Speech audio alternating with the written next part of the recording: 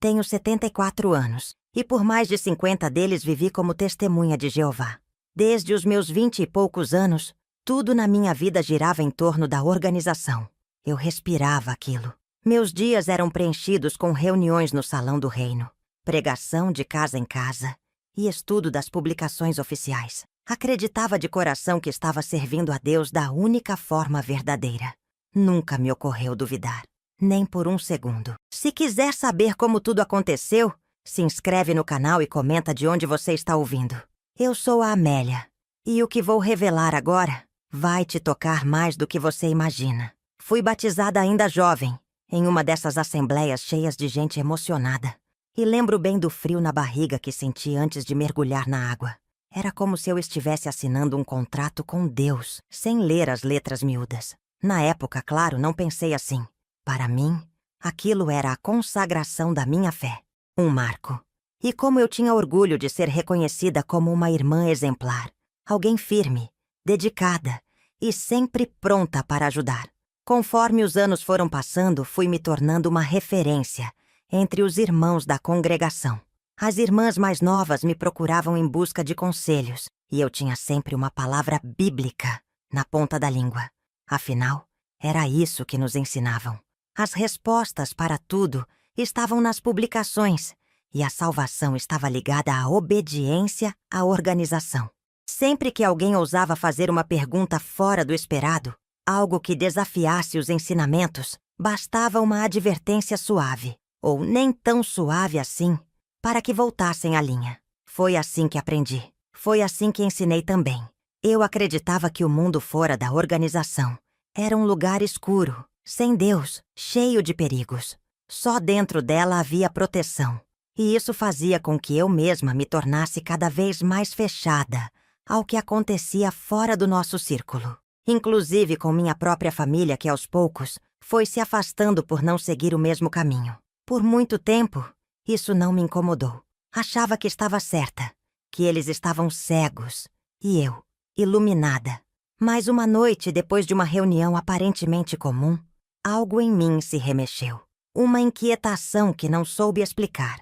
Era como se, pela primeira vez em décadas, eu estivesse escutando uma voz dentro de mim.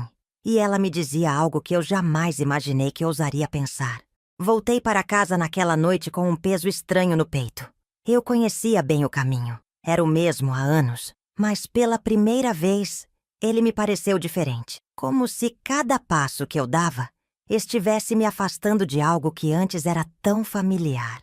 No silêncio do meu quarto, sentei na beirada da cama com o véu ainda nos cabelos e meus olhos foram direto para a sua estante, onde guardava todas as publicações da organização. Alinhadas, limpas, intocáveis. Era como se me olhassem de volta. Eu costumava me sentir segura olhando para elas. Mas naquela noite, eu senti medo. Não o medo do mundo, nem medo do Armagedon, como costumavam dizer nas reuniões. Era outro tipo de medo. Um que vinha de dentro, de uma dúvida que crescia sem permissão. E se tudo isso não fosse exatamente como nos ensinaram? E se eu estivesse repetindo palavras sem realmente entender? Respirei fundo e tentei afastar aquilo. Mas a voz que tinha surgido em mim continuava ecoando, mesmo em meio ao silêncio da casa. Fui até a cozinha, fiz um chá e voltei a me sentar. Lembrei do rosto da irmã Judite, que naquela noite me elogiou pelo meu comentário tão esclarecedor. Lembrei da maneira como todos balançavam a cabeça durante a reunião, como se estivessem hipnotizados pelas palavras do orador. Palavras que já ouvimos 1000 vezes. Foi então que me veio uma lembrança antiga, quase esquecida. Minha mãe, quando eu era ainda uma menina, me dizendo para sempre ouvir a voz da minha consciência, mesmo que ela fosse contrária ao que todos esperavam. Naquela época, achei que fosse apenas coisa de mãe. Hoje parecia um aviso, um daqueles que a gente guarda lá no fundo do coração, sem saber que um dia vai precisar. Me levantei, andei até a sala e tirei minha Bíblia da estante. Era a mesma de sempre, com marcações coloridas feitas durante décadas de estudo. Mas naquela noite, pela primeira vez em muitos anos, eu a abri sem procurar a página indicada por uma publicação. Só eu e Deus ali, naquela sala silenciosa. E o que li me fez congelar por um instante, como se o próprio céu tivesse me respondido. Foi nesse exato momento que algo dentro de mim começou a mudar. E eu mal podia imaginar o que estava prestes a acontecer na manhã seguinte. A luz da manhã atravessava a cortina fina da minha sala, quando acordei no sofá, ainda com a Bíblia no colo. Meus olhos estavam pesados, mas o coração... o coração parecia carregando o peso de uma vida inteira. A página estava aberta em João 8:32. E conhecereis a verdade, e a verdade vos libertará. Li aquela frase tantas vezes, mas nunca com a mente livre de moldes. Pela primeira vez, li com os olhos da alma, e aquilo me cortou por dentro. Fui até a cozinha, preparei um café bem forte e sentei à mesa, olhando fixamente para aquela xícara como se ela tivesse as respostas. Comecei a pensar em todas as vezes que alguém na congregação tentou fazer uma pergunta mais profunda, e como sempre víamos isso com desconfiança. Cuidado com o espírito crítico, diziam. Mas agora era como se eu mesma estivesse sendo invadida por ele. E, ao contrário do que eu imaginava, não era destrutivo, era libertador. Durante o café da manhã, abri uma das revistas da organização. Lia mecanicamente, mas meu olhar insistia em voltar àquela frase da Bíblia. A verdade. Será que eu realmente conhecia a verdade? Ou conhecia apenas o que haviam me ensinado como verdade? Comecei a lembrar de situações que antes eu ignorava. Irmãos que haviam sido expulsos por pensar diferente. Irmãs que choravam em silêncio por não suportarem o fardo, mas que continuavam firmes para não perder a salvação. Eu mesma. Quantas vezes engoli o choro? Quantas vezes me calei? Quantas vezes ignorei a dor só para não parecer fraca na fé? Enquanto eu pensava, o telefone tocou. Era a irmã Lúcia, sempre tão gentil. Queria saber se eu poderia acompanhá-la na pregação naquela tarde. Minha voz hesitou antes de responder. Disse que não estava me sentindo bem. E não era mentira. Eu não estava bem. Não com o mundo, mas comigo mesma. Depois que desliguei, fiquei ali, imóvel, tentando entender o que estava acontecendo comigo. Eu, que sempre fui exemplo de obediência, estava agora questionando tudo. E a pior parte é que não me sentia culpada. Me sentia desperta. Só que despertar tem um custo. E eu ainda não fazia ideia de como essa mudança silenciosa dentro de mim seria notada por olhos que sempre vigiam mais do que acolhem. Naquela tarde, o céu estava nublado e o silêncio da casa parecia mais alto do que nunca. O relógio marcava 3 da tarde quando ouvi 3 batidinhas leves na porta. Era Marta, minha vizinha, e também irmã da congregação. Uma mulher doce, daquelas que sempre tinham uma palavra de ânimo na ponta da língua e um livro da organização debaixo do braço. Quando abri a porta, ela sorriu e me estendeu uma das revistas novas. Trouxe para você a edição desta semana, irmã Amélia. Está maravilhosa. Tem um estudo sobre obediência que vai aquecer seu coração. Agradeci com um sorriso contido e a convidei para entrar. Sentamos à mesa da cozinha. Ela falava animada sobre o estudo, enquanto eu apenas ouvia, tentando parecer interessada. Mas por dentro, eu estava longe. As palavras dela me pareciam repetidas, como se fossem um disco girando sem fim. Era como ouvir a mim mesma de anos atrás. E foi nessa hora que Marta me olhou com um ar curioso e perguntou: "Você está tão calada? Aconteceu alguma coisa?" Balancei a cabeça, disse que era só cansaço e tentei mudar de assunto. Mas ela insistiu. "Sabe, minha irmã, às vezes, quando estamos cansadas, é o inimigo tentando nos enfraquecer. Ele sussurra dúvidas nos nossos pensamentos. Você precisa se proteger." Aquelas palavras ecoaram dentro de mim. Dúvidas. Como se questionar fosse um pecado. Como se pensar fosse desvio de conduta.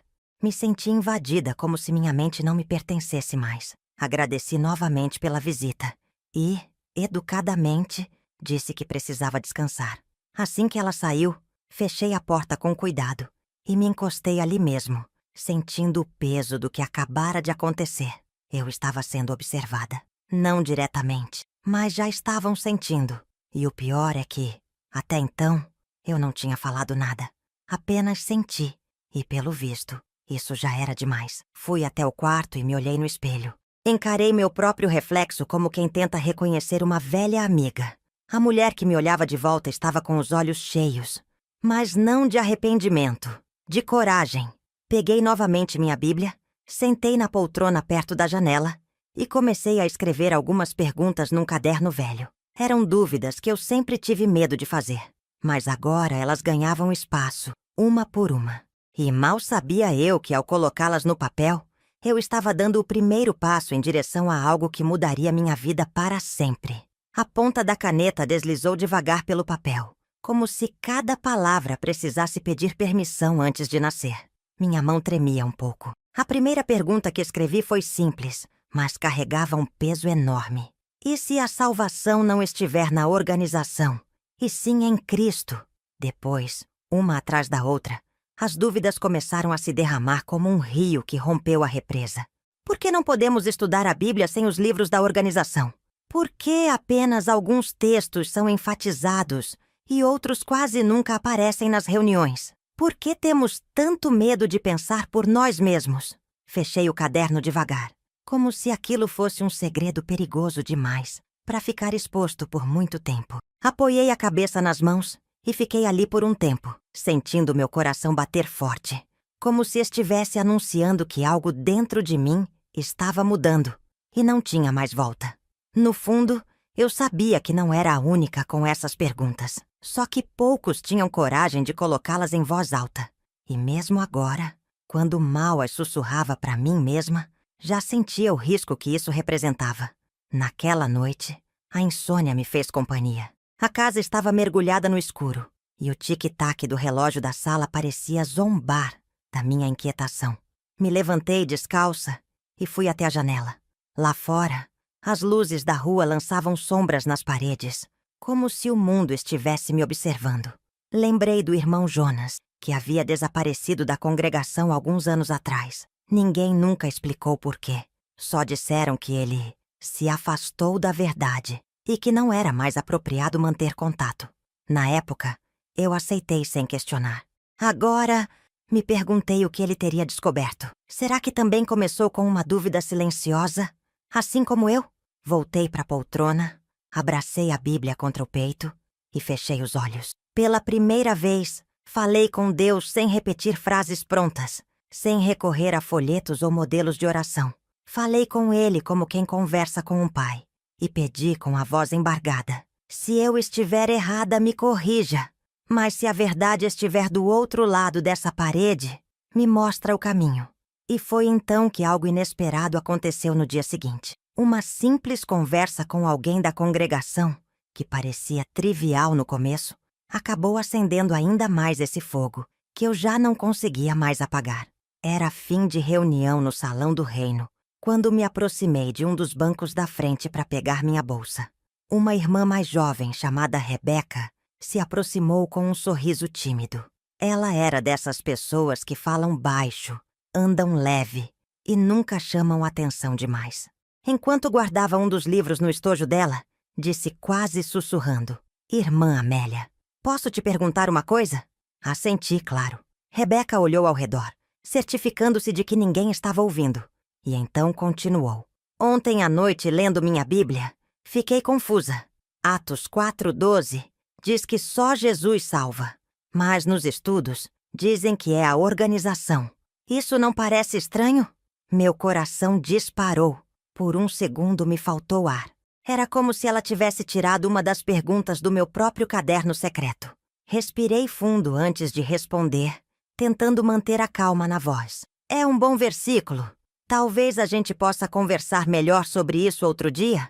Ela assentiu e se afastou, parecendo aliviada por não ter sido repreendida. Mas eu fiquei ali, imóvel, com a alma em alvoroço. A mesma dúvida que vinha crescendo em mim agora aparecia nos olhos de outra pessoa, e isso tornava tudo mais real. No caminho de volta para casa, minhas mãos suavam no volante. Cada esquina parecia carregada de pensamentos. E se eu não estivesse sozinha nessa inquietação? Talvez houvesse mais gente como eu, engolindo dúvidas por medo de perder tudo. E o mais irônico era pensar que, por anos, Eu mesma fui a primeira a repreender quem ousasse questionar. Agora, eu me via no lugar deles. Chegando em casa, tirei os sapatos ainda na porta e caminhei até a sala, onde o caderno com minhas perguntas continuava sobre a mesa, como se me esperasse. Acrescentei uma nova. Por que temos medo de estudar a Bíblia sem intermediários? Lembrei de Rebeca, do seu olhar hesitante, e senti uma espécie de responsabilidade que nunca havia sentido antes. Não era só sobre mim, era sobre todas as pessoas que, como ela, estavam começando a ouvir a mesma voz que crescia dentro de mim. Mas naquele exato instante, uma batida forte na porta me tirou dos pensamentos. 3 pancadas secas, firmes, que pareciam carregar um aviso. Ao abrir, dei de cara com uma figura que não esperava ver naquele momento. E o que ele disse a seguir mudaria completamente o rumo dos meus dias. Era o irmão Anselmo, um dos anciãos mais antigos da congregação. Alto, voz grossa e sempre muito respeitoso, mas com um olhar que parecia atravessar a gente por dentro. Estava com um semblante sério, segurando a maletinha preta que nunca largava. Irmã Amélia, posso entrar por um instante? Assenti, mesmo sem saber exatamente por que meu estômago revirava. Sentamos à mesa da cozinha. O Bully ainda tinha um restinho de café frio, mas ele recusou qualquer coisa. Disse que a visita era breve. Algumas irmãs notaram que você tem andado um pouco reflexiva. A palavra veio carregada de significado. Ele tentou parecer casual, mas era como se cada sílaba tivesse sido pesada antes de sair da boca. Nada errado em meditar nas escrituras, claro, mas precisamos estar atentos quando a mente começa a se afastar do alimento correto. Eu sabia exatamente o que aquilo queria dizer. Era um aviso, um lembrete disfarçado de preocupação. Ele me olhou fixo e continuou. Queria te lembrar que todas as respostas que precisamos estão na organização, sempre estiveram. E que a independência espiritual pode ser uma armadilha muito perigosa. Engoli em seco. Pensei nas perguntas que escrevi no caderno, no versículo que Rebeca mencionou. Atos 4:12. E não há salvação em nenhum outro, porque abaixo do céu não existe nenhum outro nome dado entre os homens pelo qual importa que sejamos salvos. Isso estava ali, na Bíblia, mas não era citado nas revistas. E por quê? Assenti com a cabeça como quem compreende, mas por dentro, era como se algo se rompesse. Obrigada pela visita, irmão Anselmo. Falei com calma. Ele se levantou, apertou minha mão e disse por fim: se precisar conversar, estamos aqui. Mas lembre-se de sempre confiar nos canais certos. Assim que ele saiu, fechei a porta com cuidado, encostei as costas e deslizei até o chão. Fiquei ali, no silêncio da casa, sentindo um nó apertado na garganta. O que ele me dissera, por mais educado que fosse, não era um convite. Era uma advertência. Eu já estava sendo notada. Já estavam de olho. E mesmo assim, em vez de me calar, senti que precisava saber mais. Foi então que decidi ligar para uma pessoa que eu não via há anos. Alguém que havia sumido sem deixar rastro e cujo nome era praticamente proibido entre nós. Mas algo me dizia que era com ela que eu precisava falar. Demorei quase 20 minutos para encontrar o número. Estava anotado num caderno antigo, no fundo de uma gaveta que eu nem mexia mais. O nome dela era Dalvina, uma irmã que, anos atrás, frequentava nossa congregação com fervor, mas que sumiu de repente. Diziam que havia se desviado, que se envolveu com ideias perigosas. E como manda a cartilha, ninguém mais falou sobre ela. Eu obedeci, como sempre fazia. Mas naquela noite, algo em mim pediu para quebrar o silêncio. Disquei o número com as mãos trêmulas. O telefone chamou 3 vezes antes de ser atendido. Alô? A voz era baixa, rouca, com um tom de surpresa. Dalvina?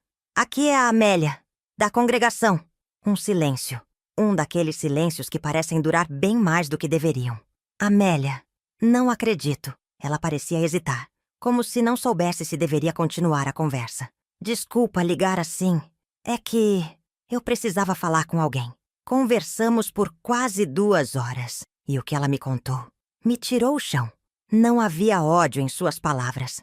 Não havia ressentimento.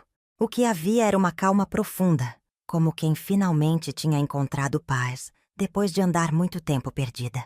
Dalvina me contou que depois de sair, passou meses se sentindo culpada, com medo, achando que Deus a havia abandonado. Mas então, algo aconteceu. Ela começou a ler a Bíblia por conta própria, sem publicações, sem intermediários, e foi ali que tudo começou a mudar. Ela mencionou versículos que eu nunca tinha prestado atenção antes. Falou de Efésios 2:8. Porque pela graça sois salvos mediante a fé. E isso não vem de vós, é dom de Deus. Eu anotei tudo num papel qualquer, sentindo o coração bater descompassado. Porque, no fundo, eu sabia que aquilo fazia sentido, que era simples, direto. Mas tudo que nos ensinaram era cheio de filtros, regras e interpretações moldadas. Quando desliguei, fiquei olhando para o telefone como se ele ainda estivesse quente nas minhas mãos. Aquela conversa tinha mudado alguma coisa em mim. E mais do que isso, tinha me dado coragem. Naquela noite, fui até meu caderno de perguntas e acrescentei mais uma, em letras grandes, quase tremendo. Se Deus quis falar comigo a vida inteira, por que sempre disseram que eu precisava de intérpretes? No dia seguinte, algo ainda mais inesperado aconteceu. Porque, sem que eu dissesse uma palavra, alguém percebeu que eu já não era mais a mesma. E essa pessoa resolveu agir. O domingo amanheceu com um sol morno atravessando as cortinas da sala. E por um instante, tudo parecia calmo. Mas meu coração carregava aquela inquietação doce e amarga ao mesmo tempo. A conversa com Dalvina tinha me deixado com a mente em ebulição. E eu sabia que as mudanças dentro de mim, por mais silenciosas que fossem, estavam começando a aparecer por fora. E foi só quando cheguei no salão do reino para a reunião que percebi os olhos. Eram olhares que antes eu não notava. Discretos, rápidos, mas agora pareciam pesar em cima de mim, como se buscassem sinais de algo errado. Cumprimentei alguns irmãos, abracei a irmã Marta com o carinho de sempre, mas ela me respondeu com um toque de hesitação. Notei que Rebeca, a jovem com quem conversei dias atrás, estava sentada num banco mais ao fundo, sozinha, olhando para o chão com um semblante que misturava culpa e receio. Durante a reunião, o tema era fidelidade à organização é fidelidade a Deus. Um daqueles discursos que, em outras épocas, eu teria escutado com convicção. Mas agora, cada palavra parecia mais um lembrete do controle do que um ensinamento divino. Eu ouvia, mas meu coração estava em outro lugar. Nas palavras de Dalvina, nas escrituras simples e diretas que ela me mostrou. Em Efésios 2:8, que dizia que a salvação era um dom de Deus, não uma conquista por obediência cega. Ao fim do discurso, o irmão Anselmo me chamou discretamente até o fundo da sala. "Irmã Amélia, tudo bem?" perguntou com a voz mansa demais. Assenti, mesmo sentindo o nó na garganta. "Gostaria de conversar com você rapidamente após a reunião, pode ser?" Voltei ao meu lugar, mas meu corpo já não prestava atenção em mais nada. Rebeca continuava imóvel, e foi nesse instante que ela virou o rosto devagar e me olhou. Foi um olhar cheio de perguntas não ditas e de medo, um pedido de ajuda mudo. Quando tudo terminou, segui o irmão Anselmo até uma sala reservada no fundo do salão. Ao entrar, percebi que não estávamos sozinhos. Havia outros 2 anciãos sentados à mesa, e o clima era frio como pedra. Fecharam a porta atrás de mim com cuidado, e um deles disse, com um tom educado e cortante: "Não é um interrogatório, irmã. É apenas uma conversa fraternal." Mas eu sabia. Aquilo era o começo de algo muito maior, e eu ainda não fazia ideia do que teria que enfrentar nos dias que viriam. Sentei devagar na cadeira de madeira, de frente para aquela mesa com 3 homens me olhando com um sorriso que mais parecia moldado do que sincero. O irmão Anselmo, como sempre, foi o primeiro a falar. "Irmã Amélia, nós te chamamos aqui por preocupação, não por desconfiança. Sabemos que a mente às vezes pode nos levar por caminhos nebulosos." Assenti com a cabeça, mantendo o rosto calmo, mas por dentro senti as mãos geladas no colo. O irmão Olavo, o mais novo entre eles, abriu uma Bíblia e colocou sobre a mesa. "Queremos entender o que tem se passado com você. Algumas irmãs nos relataram que seu comportamento tem mudado. Você tem andado mais distante, menos ativa, e houve até quem disse que a viu lendo a Bíblia sem as publicações.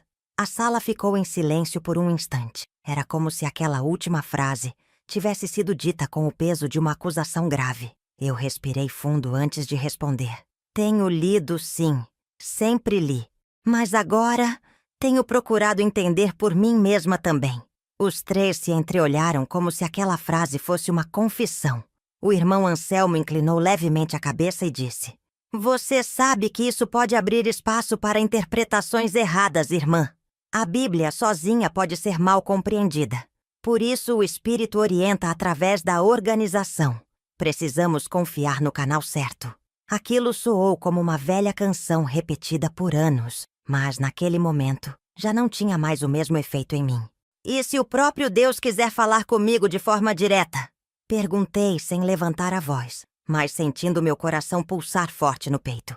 O irmão Olavo pigarreou e fechou a Bíblia. Esse tipo de pensamento é exatamente o que Satanás usa para nos afastar da verdade.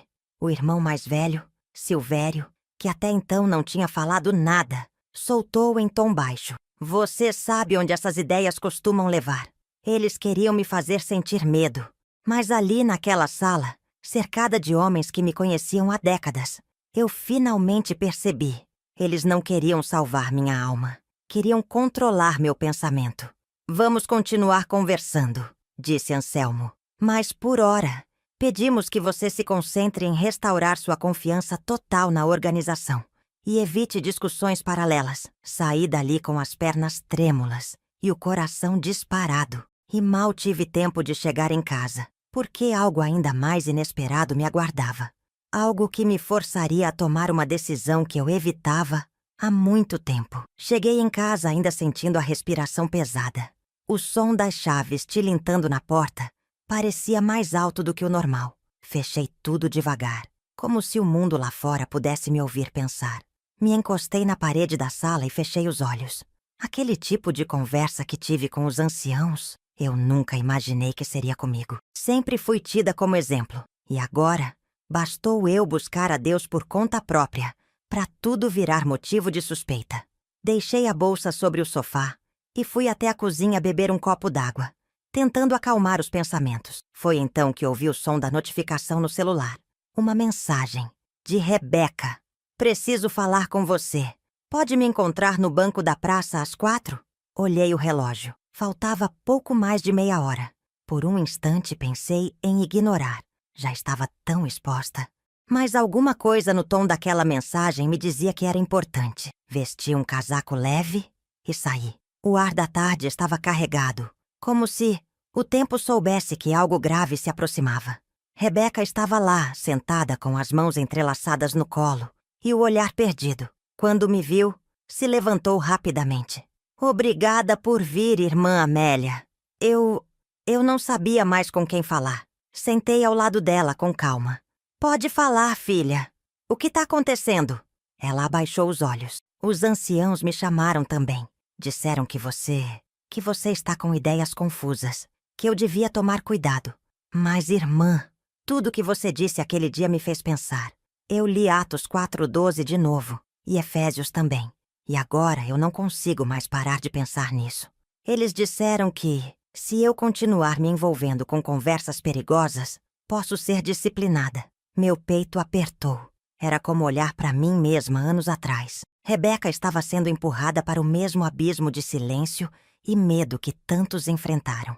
E agora, por ter conversado comigo, ela também estava na mira. Segurei suas mãos com firmeza. Você não está sozinha.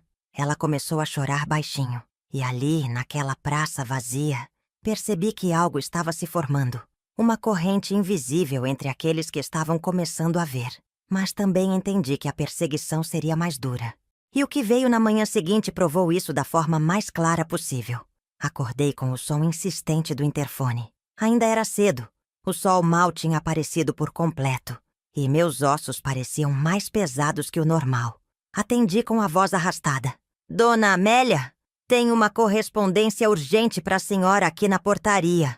Agradeci e desci com o coração apertado, sem saber exatamente por quê.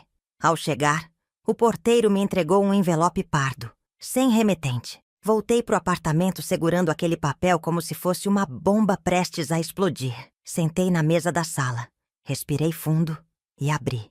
Era uma carta assinada pelo corpo de anciãos da congregação. Um convite, ou melhor, uma convocação para uma reunião especial no Salão do Reino. 3 dias depois, com o objetivo de esclarecer certos pontos doutrinários e avaliar a saúde espiritual da irmã. Aquelas palavras, escritas com tamanha formalidade, soaram como uma sentença disfarçada. O peso da organização estava agora sobre meus ombros. Fiquei imóvel, olhando o papel por longos minutos. Era aquilo, o começo do que todos temiam. O tal comitê judicial. Aquele momento em que você já não é vista como irmã, mas como ameaça, como alguém contaminada por ideias perigosas. E por mais que eu estivesse me preparando emocionalmente, ler aquilo preto no branco doeu. Levantei e caminhei até a estante onde estavam todos os meus anos de serviço.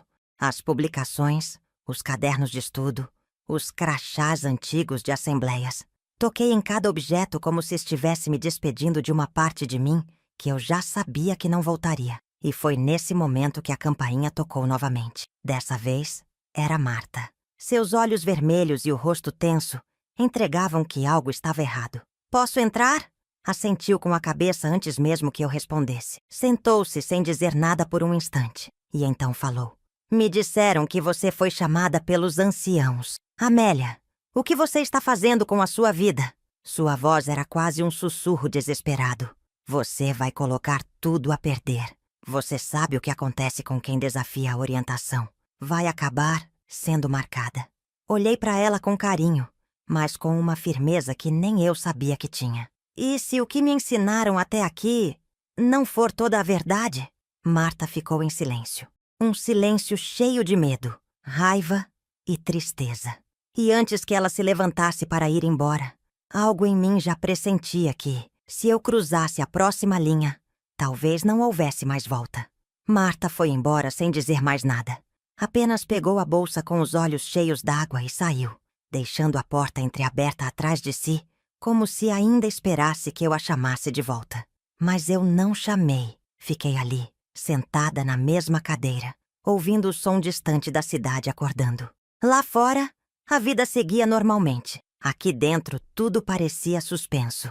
Naquela tarde, o silêncio da casa me envolveu como um manto pesado. Caminhei até a prateleira e tirei minha Bíblia novamente. Abri sem direção, como se as próprias páginas soubessem para onde me levar. E ali, sem que eu procurasse, meus olhos caíram sobre Romanos 10:9. "Se com a tua boca confessares a Jesus como Senhor, e em teu coração creres que Deus o ressuscitou dentre os mortos, serás salvo." A simplicidade daquelas palavras me atravessou como uma flecha, sem burocracia, sem estruturas, só fé, só Cristo. Eu li e reli aquele versículo como se o estivesse vendo pela primeira vez. Fechei os olhos e murmurei. Por que isso nunca foi suficiente para mim antes? Lembrei então da reunião marcada. Faltavam 2 dias. Eles queriam que eu explicasse minha posição espiritual. Queriam que eu negasse tudo aquilo que agora fazia mais sentido do que toda uma vida de repetições. Mas como negar o que estava diante dos meus olhos? Como apagar o que já tinha despertado dentro de mim? Naquela noite, antes de dormir, peguei meu caderno e escrevi mais uma pergunta, em letras grandes. Quem eu sou se eu não for mais parte da organização? Fiquei olhando para essa frase por um tempo, como quem encara um espelho depois de muitos anos sem se ver de verdade. Porque, no fundo, essa era a pergunta que mais doía. Toda a minha identidade estava amarrada àquele grupo. Cada amiga, cada rotina, cada memória. Abrir mão disso era como rasgar minha própria história. Mas algo em mim já sabia. Eu não era mais a mesma. E talvez já não houvesse como voltar. Foi então que meu telefone tocou. Um número desconhecido. Atendi com receio. A voz do outro lado era de alguém que eu nunca esperaria ouvir naquele momento. E o que ela me contou virou completamente a chave do que eu achava que sabia sobre essa organização. "Dona Amélia? Me perdoe ligar assim. Meu nome é Clara. A senhora não me conhece, mas eu sou sobrinha do irmão Jonas. Aquilo me fez endireitar na cadeira. Jonas era como ouvir o nome de um fantasma. Um homem respeitado, querido por todos, até o dia em que sumiu da congregação.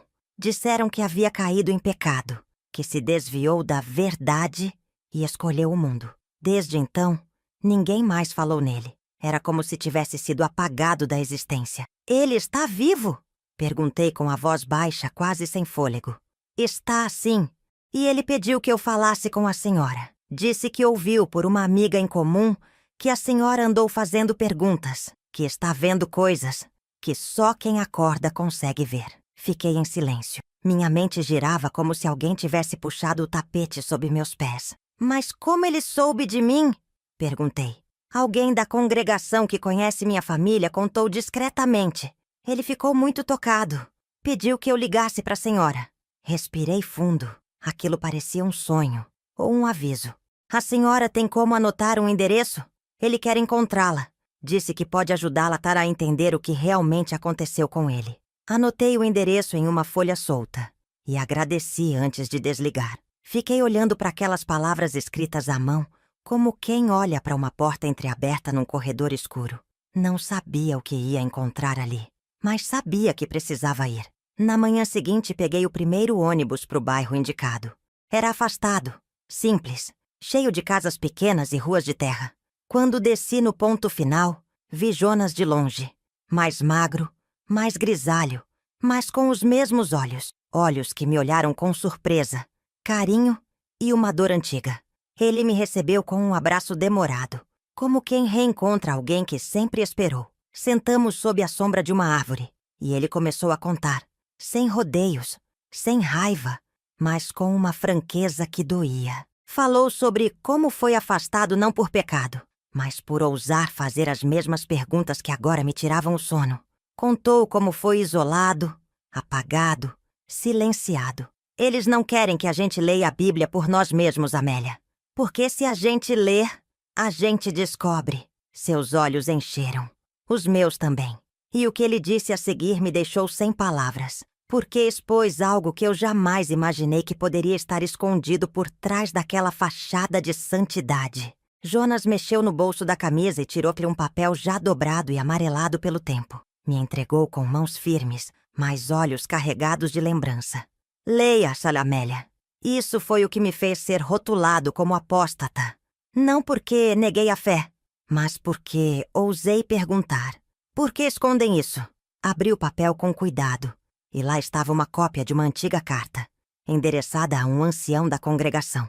Nela, Jonas questionava a liderança sobre alterações em publicações antigas, comparando trechos de revistas de décadas passadas com versões mais recentes. Os textos estavam ali, lado a lado, e a diferença era gritante. Em uma das comparações, vi claramente como um trecho que falava sobre Cristo, como o único mediador, havia sido suavizado, substituído por palavras que enfatizavam a importância da organização visível. Em outra, o que antes era uma exortação à liberdade cristã, agora aparecia como um lembrete da necessidade de obediência total. E na última, ele perguntava diretamente: por que estamos ajustando a verdade com o tempo, se Deus não muda? Eu fiquei em silêncio. Sentia um calor subir pelo rosto, não de raiva, mas de decepção. Lembrei de quantas vezes repeti essas publicações de forma mecânica, sem nunca imaginar que ali dentro havia versões que mudavam conforme a conveniência. Quando entreguei essa carta ao coordenador, fui convidado a repensar meu espírito crítico. Na semana seguinte, me chamaram para uma conversa amorosa como a que você teve. Um mês depois, estava fora. Ele suspirou. Nunca me perguntaram se eu ainda cria em Deus. Só queriam saber se eu ainda acreditava na organização. Fechei o papel com cuidado, como quem segura uma ferida. Por que ninguém nunca falou sobre isso? Perguntei. Jonas sorriu com amargura. Porque quando alguém desaparece, não é para ser lembrado, é para ser esquecido. Aquilo me cortou por dentro. Pensei em quantos outros tinham sumido, assim como ele. Em quantas perguntas haviam sido abafadas por medo. Em quantas verdades foram substituídas por frases prontas e repetições decoradas. Jonas se inclinou e segurou minhas mãos. Você ainda tem tempo. Mas vai ter que escolher, Amélia. Eles não aceitam meio termo. E quando descobrirem que você sabe, vão fazer de tudo para te silenciar. Nesse instante meu celular vibrou. Era uma nova mensagem. E bastou um olhar rápido para eu entender que o tempo de esperar tinha acabado. A mensagem dizia apenas: reunião antecipada para amanhã. Sua presença é obrigatória. 18 horas, no Salão do Reino. Não vinha assinada. Mas eu sabia muito bem quem tinha mandado. As palavras curtas, frias, sem saudação, diziam mais do que qualquer discurso. Era um ultimato. Olhei para Jonas, que ainda segurava minha mão. Eles sabem, não é? Ele apenas assentiu com os olhos. Não havia mais espaço para dúvidas. Voltei para casa com um peso no corpo e um fogo na mente. A tarde passou arrastada, como se o tempo soubesse que eu estava prestes a cruzar uma linha sem volta. Naquela noite, não consegui dormir. A Bíblia aberta sobre a mesa. O caderno de perguntas ao lado, agora mais cheio do que nunca. E eu, sentada na poltrona, encarando meu próprio reflexo no vidro da janela. Tentei imaginar o que me esperava naquela sala. O mesmo tom suave, o mesmo teatro de bondade. Mas, no fundo, eu sabia que aquilo era um julgamento. Pela manhã, preparei um café e vesti minha melhor roupa. Não porque quisesse impressionar, mas porque queria encarar de cabeça erguida. Enquanto arrumava o cabelo no espelho, lembrei das palavras de Jonas. Eles não aceitam meio termo. E eu já havia escolhido, mesmo que ainda doesse, mesmo que meu coração tremesse. Antes de sair, escrevi uma carta curta à mão e a deixei em cima da mesa da sala. Não era um adeus, era um lembrete para mim mesma. Dizia: se perder tudo for o preço para encontrar a verdade, então que tudo se vá. O Salão do Reino estava estranho naquela tarde. Frio, silencioso, com as cortinas semi-abertas deixando o sol entrar em faixas tortas. Os irmãos que me cumprimentavam antes agora desviavam o olhar. Rebeca nem apareceu. Marta passou por mim e apenas assentiu com os olhos baixos. Fui chamada para entrar na sala dos fundos. Os mesmos 3 anciãos estavam lá. Só que agora, o tom de conversa fraternal tinha desaparecido. Irmã Amélia, viemos esclarecer uma última questão antes de tomarmos uma decisão. O irmão Olavo cruzou os braços. A senhora acredita que esta organização é o único meio de salvação fornecido por Jeová na Terra? A pergunta ecoou na sala. Era aquilo. A linha, a faca, a escolha. E enquanto o silêncio tomava conta, senti que havia alguém atrás daquela porta, ouvindo cada palavra que viria. Porque não era só eu que seria afetada pelo que eu dissesse a seguir. E meu coração, mesmo apertado, já sabia o que precisava responder. O silêncio naquela sala era sufocante. Eu sentia os olhos dos 3 homens sobre mim, como se cada segundo de hesitação fosse uma confirmação de culpa. O papel com minhas anotações permanecia dentro da minha bolsa, mas meu coração já havia decorado o que importava. Olhei para cada um deles, um de cada vez, tentando não tremer na voz. Eu acredito em Jesus Cristo como meu Salvador e creio que a salvação vem por meio dele, não por meio de uma organização. O irmão Anselmo se ajeitou na cadeira, visivelmente incomodado. O irmão Olavo abaixou os olhos e suspirou. O mais velho, Silvério, não disfarçou o desapontamento. Irmã Amélia, a senhora compreende o que está dizendo? Ele perguntou com a voz baixa, mas firme. Compreendo. Pela primeira vez na vida, compreendo com clareza. Eles trocaram olhares, como quem já esperava aquela resposta. Anselmo se levantou e abriu uma pasta. Tirou de lá um formulário e começou a preenchê-lo em silêncio. Era tudo tão frio, tão processual, como se aquilo não fosse a vida de alguém sendo rasgada, mas apenas mais um protocolo a ser seguido. Daremos início ao comitê judicial, anunciou Silvério. O julgamento ocorrerá em 3 dias. A senhora será informada da decisão após isso. Até lá, pedimos que se abstenha de participar das reuniões. Balancei a cabeça em sinal de entendimento, mas dentro de mim tudo queimava. Não por medo, mas por tristeza, por ver com meus próprios olhos que o amor que tanto pregavam tinha um limite. E ele acabava exatamente onde começava o pensamento livre. Saí da sala com passos lentos. O salão estava quase vazio, mas ainda havia pessoas ali. E entre elas, Rebeca.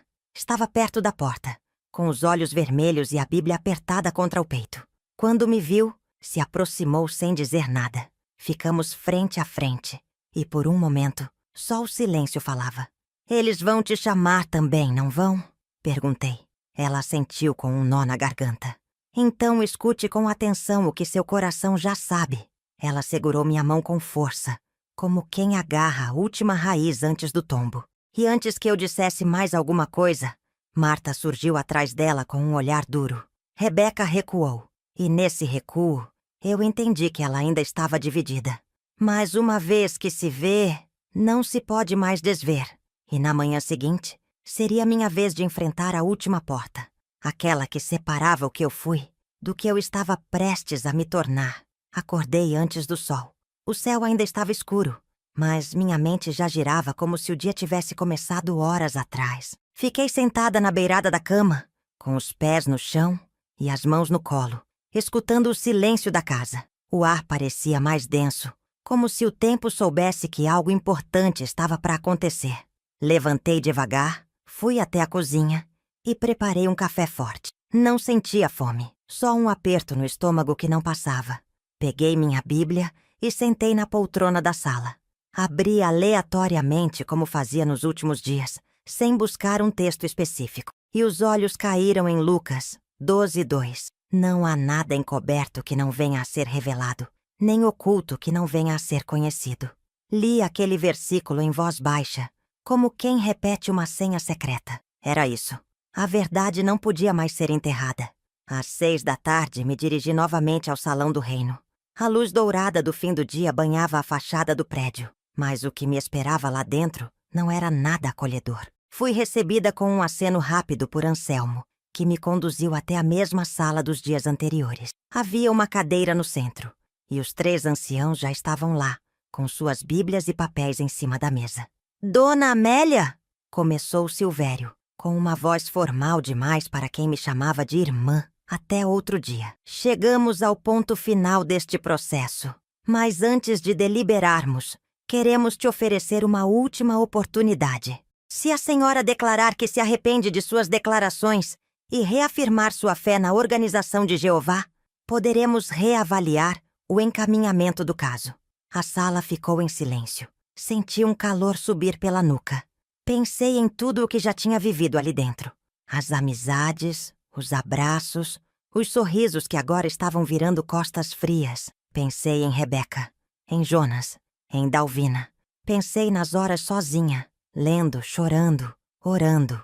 E em cada versículo que me mostrou que a fé de verdade não precisava de muros, nem de sentenças. Levantei os olhos e respondi com a voz calma, mas firme. Eu não posso mentir para agradar. Eu encontrei a verdade. E não vou mais deixá-la para trás. Silvério abaixou a cabeça e anotou algo. Anselmo respirou fundo. Então será expulsa.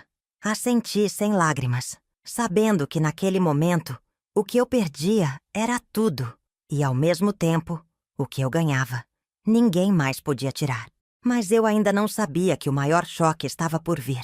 E ele viria de quem eu mais amava. Saí do salão com os ombros erguidos, mas as pernas bambas. O ar da noite parecia mais frio do que o normal, e o caminho de volta para casa me pareceu mais longo. O mundo ao redor seguia em silêncio, como se nada tivesse acontecido. Mas dentro de mim, algo imenso havia desmoronado. E, ao mesmo tempo, outro algo começava a se erguer.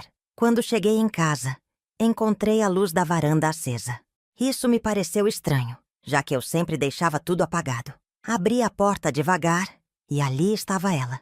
Minha filha, Isabel, sentada no sofá, com os olhos cheios d'água e um envelope na mão. Ela havia se afastado da congregação anos atrás, e nossa relação se manteve morna desde então. Por obediência, por medo, por orgulho, ou talvez por tudo isso junto. Você recebeu hoje? Ela perguntou, levantando o envelope. Eu assenti com o olhar baixo. Sim, fui oficialmente desligada. Isabel ficou em silêncio por alguns segundos, e então, num gesto que eu não esperava, se aproximou e me abraçou. Demorou, mãe, mas você finalmente voltou para mim. Naquele instante, o chão pareceu sair debaixo dos meus pés. Senti minhas forças falharem e me deixei cair no sofá junto com ela. Isabel chorava em silêncio. E eu, pela primeira vez em muito tempo, chorei sem culpa. Ela me contou que vinha orando por mim há anos, que sabia que mais cedo ou mais tarde, alguma rachadura apareceria naquela parede onde eu me escondia. Eu não tinha raiva, mãe. Só tristeza de ver a senhora tão presa, achando que estava livre. Ficamos horas conversando, e a cada frase dela, mais peso caía dos meus ombros. Ela sabia de histórias parecidas, de pessoas que, como eu, passaram pela mesma dor, mas que também encontraram paz do outro lado. Antes de ir embora, ela deixou um livro sobre a mesa. Um pequeno devocional com versículos e reflexões. Leia quando puder. Só você e Deus, sem ninguém no meio. Depois que a porta se fechou, fiquei olhando para o vazio da sala. O silêncio agora tinha outro som. Não era solidão, era recomeço. E enquanto pegava o livro que Isabel deixou, o telefone tocou mais uma vez. Mas dessa vez, não era um julgamento. Era um convite. Um que mudaria tudo o que viria depois. Atendi o telefone com o coração ainda apertado, achando que fosse mais uma ligação fria. Talvez de alguém da congregação, querendo confirmar minha queda. Mas do outro lado, uma voz suave me surpreendeu. Dona Amélia? Aqui é o pastor Elias, amigo da sua filha Isabel. Ela me contou um pouco da sua história. E eu queria, se a senhora permitir, fazer um convite. Fiquei em silêncio por alguns segundos. Não sabia o que dizer. Nunca tinha falado com um pastor. Durante décadas, aprendi a vê-los com desconfiança, quase como inimigos da verdade. Mas agora, depois de tudo o que vivi, percebi que muitas verdades estavam em lugares que antes me disseram para evitar. Ele continuou com gentileza. Nos reunimos todos os sábados à tarde para orar, conversar e estudar a Bíblia juntos. Nada imposto, só gente com o coração aberto, buscando respostas e consolo. Agradeci pelo convite, sem prometer nada. Mas dentro de mim, algo começou a pulsar diferente. Era uma mistura de curiosidade, esperança e um certo receio de dar mais um passo fora do que me ensinaram. No sábado, depois de hesitar por horas, coloquei um vestido simples. Peguei minha Bíblia, a mesma que me acompanhou por tantos anos, e fui até o endereço que ele deixou. Era uma casa modesta, com um portão de madeira e cheiro de café passado na hora. Quando entrei, fui recebida com abraços. Não com interrogatórios, não com olhares de julgamento, só com abraços. Sentei num dos cantos da sala com as mãos entrelaçadas e o coração batendo como tambor. Uma senhora chamada Iracema sentou-se ao meu lado e segurou minha mão. Seja bem-vinda, irmã. Aqui ninguém anda sozinho. O pastor abriu a reunião com uma leitura simples de João 14:6. Eu sou o caminho, a verdade e a vida. Ninguém vem ao Pai senão por mim. E naquele momento, pela primeira vez em muitos anos, senti paz ao ouvir a palavra. Sem filtros, sem máscaras, sem medo. No fim da reunião, me ofereceram um folheto com a frase estampada em letras grandes. A verdade liberta, mas antes, ela assusta. Guardei aquele papel com carinho dentro da minha Bíblia, porque ali, entre aquelas pessoas comuns, com suas cicatrizes e histórias, eu entendi algo que a vida inteira tentaram esconder de mim. E é justamente isso, o que você precisa ouvir. Meus queridos, se você chegou até aqui, escutando cada pedacinho dessa história, eu quero te dizer uma coisa do fundo do meu coração. Não tenha medo de pensar, não tenha medo de sentir, e principalmente não tenha medo de buscar a verdade, mesmo que ela não venha embalada do jeito que sempre te ensinaram. A verdade, às vezes, não grita, ela sussurra. E quando a gente finalmente tem coragem de escutá-la, é aí que começa a libertação. Eu perdi muita coisa. Perdi amigos. Perdi o lugar onde achava que era casa. Mas sabe o que eu ganhei? Paz. Uma fé sem medo. Uma fé que me permite amar a Deus com liberdade, sem ser vigiada, sem ser moldada. Se você também sente esse aperto no peito, se já teve dúvidas, mas engoliu em silêncio com medo de ser julgado, saiba, você não está sozinho. Muitos passaram, e ainda passam, pelo mesmo caminho. E eu estou aqui para te dizer que existe vida do outro lado do medo. Agora, eu te deixo com uma pergunta que mudou tudo para mim. Se a verdade realmente liberta, por que tantos tentam te prender a ela com medo? Pense nisso com carinho. E se essa história falou com você, compartilha. Porque talvez alguém bem próximo de você esteja precisando escutar exatamente isso.